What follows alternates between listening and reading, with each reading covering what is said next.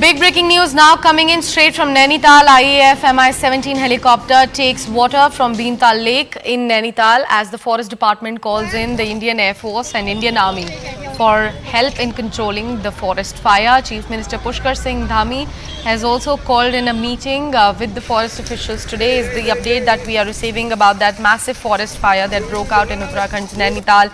It became more severe on Friday with the flames reaching the High Court colony in Nainital. That was the last update that we got, and this is the recent update about Chief Minister of the state calling in a meeting with the forest officials today about the condition that is there in the Nainital at the moment. We have CNN News 18's Anupam joining us on the phone line. Anupam, a very good morning to you. Please tell us what exactly is happening there on the ground. How far has the fire reached and what initiatives are the government taking in order to douse the fire?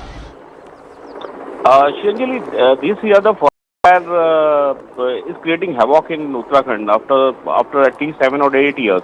This year the fire has been creating a problem since last 2 months, and now with the rising temperature and with the dry season, the fire is really getting worse.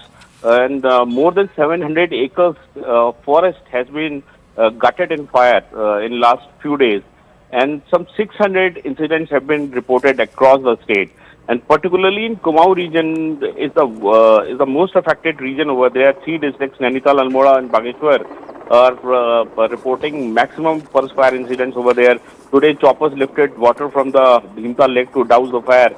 Chief Minister held a meeting with the top official yesterday in Dehradun, and today again he'll be in Kumaon region in Haldwani to take stock of the situation, because you know the Char Dham Yatra and the tourist season is also about to start in the state.